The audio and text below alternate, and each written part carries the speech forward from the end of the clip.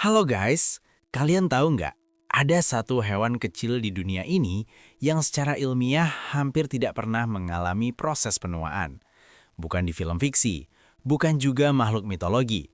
Yuk kita bahas. Hewan ini hidup di air tawar. Ukurannya cuma beberapa milimeter, transparan, dan bentuknya seperti tabung kecil dengan tentakel di sekitar mulutnya. Namanya Hydra. Hydra termasuk kelompok Cnidaria, satu keluarga dengan ubur-lubur dan anemon laut. Karena tubuhnya transparan, sel-selnya bisa langsung diamati di bawah mikroskop. Itulah kenapa Hydra sering banget dipakai para ilmuwan sebagai objek penelitian. Tapi yang bikin Hydra benar-benar spesial adalah kemampuan regenerasinya. Bayangin, kalau tubuh Hydra dipotong-potong, dia nggak mati. Setiap potongannya justru bisa tumbuh jadi Hydra baru yang utuh.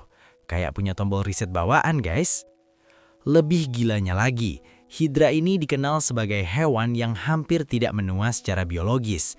Sel-sel di tubuhnya terus diperbarui oleh sel induk yang aktif tanpa henti. Nggak ada tanda penuaan, nggak ada penurunan kesuburan, dan risiko kematiannya pun nggak meningkat seiring waktu.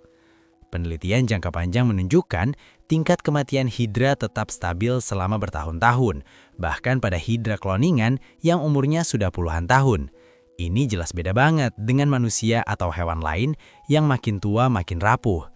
Rahasia kekuatannya ada pada sel pluripoten, yaitu sel serbabisa yang dapat berubah menjadi berbagai jenis sel, serta jalur genetik seperti FOXO yang membantu perbaikan DNA dan pembersihan limbah sel.